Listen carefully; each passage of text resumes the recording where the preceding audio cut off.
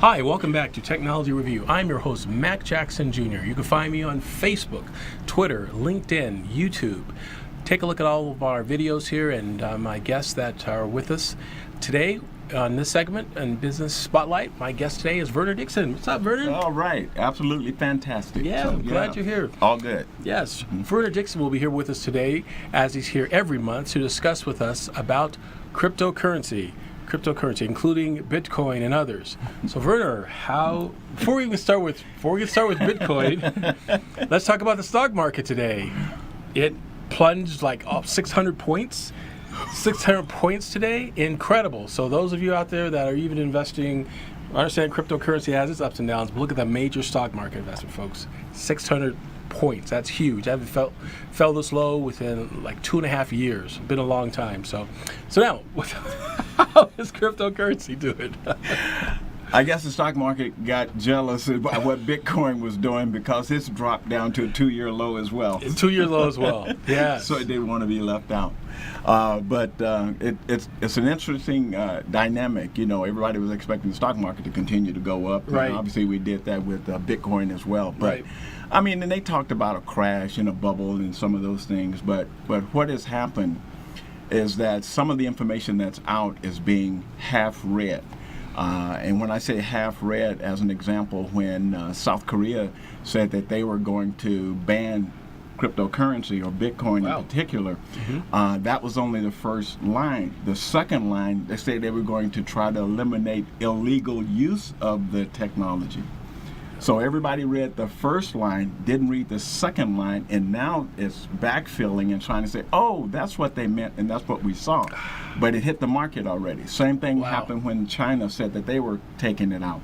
So now that that's over, everybody else is coming out. Still, the fear, uncertainty, and doubt is going to pervade this environment as long as the financial institutions can't make money where they used to. So the financial institutions you're thinking they're the ones that are causing the rumblings going on in cryptocurrency. Fear, uncertainty, and doubt. Fear, uncertainty, and doubt. Wow, sounds like a movie novel. It is. Or it should be. It should be. Yes. But I mean, the thing. I mean, when Bitcoin goes down, the rest of the market follows as well. So all the other currencies have dropped approximately 50% on average as well. I mean, folks, if you're into cryptocurrency and talking about the long-term investment opportunities, now is the time to really start buying the currencies. If you've got the funds, I'm suggesting, I'm not a financial advisor. I have to preface that with saying that I'm not a financial advisor. I'm buying right now because I feel that it's a very good opportunity to do so. Again, and I always say the prognosticator says, and so I'm reading in a couple of different areas where they're looking at, I was saying Bitcoin was going to go up to 28,000 this year. They're even pushing it up to 50,000 this year. That's huge. After we get through all of this hubbub, all this fear, uncertainty, and doubt, and things shake out, it's going to start moving back up. The government or the federal agencies, they're going to get some control of the currencies. I mean, it's inevitable. And that's what has people afraid as well, because they don't know how that's going to shake out. Right. Coinbase today announced that they were going to give 1099s to their clients. Coinbase, who did over $20,000 last year in transactions, or 200 transactions, or $20,000, whichever is more. So they're finding a way to tax us for cryptocurrency now? Yes. And so that's what everybody's afraid of. And so everybody's upset with Coinbase for doing this. Right. But Coinbase fought it. Okay. And got it reduced and down to this $20,000 or the 200, because they were looking for everybody. And so that was one of the reasons I didn't use Coinbase. I have other exchanges that I use that. So does that mean then that other people would go to other Coinbase-like exchanges? Exchanges, yes. And not use Coinbase? Will that start a flood of people leaving Coinbase? Well, I'm not going to pre-announce anything, but the people are upset with what's happening on Coinbase from that perspective. Not only Coinbase, but GDAX, which is their exchange as well.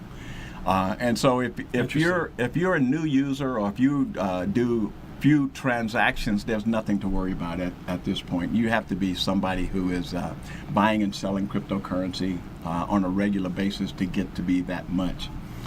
I fall into that category, but I'm not on Coinbase.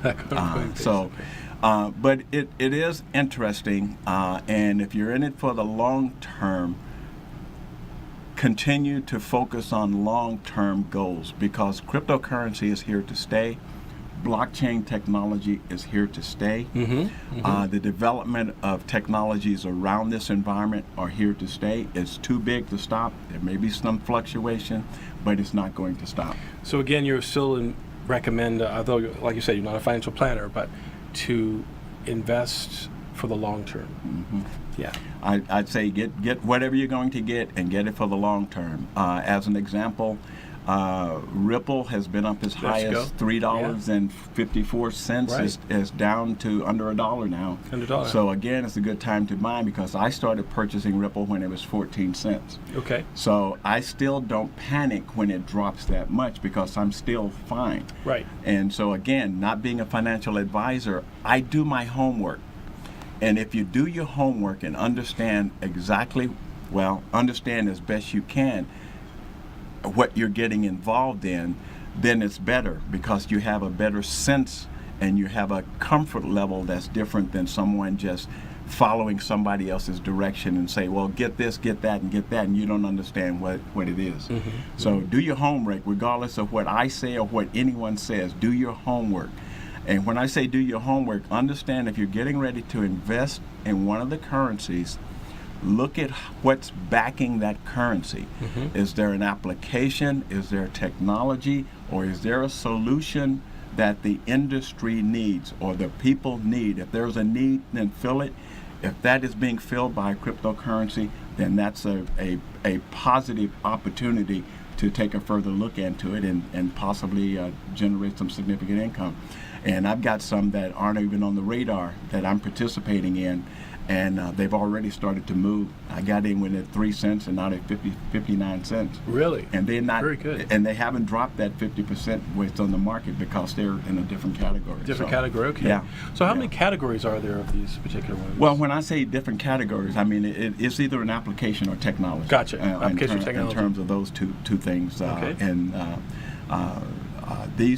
the two that I'm talking about are in their applications. Makes that sense. the industry needs. Actually, one is in technology that I bought for $3 and it's 59 cents. That's technology.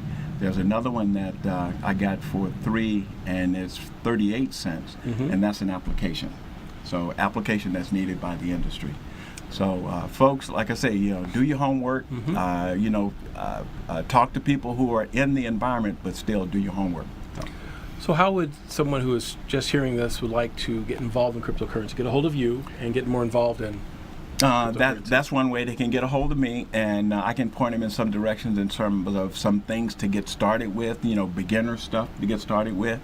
One of the areas for everybody, if you're interested in getting started, www.weusecoins.com.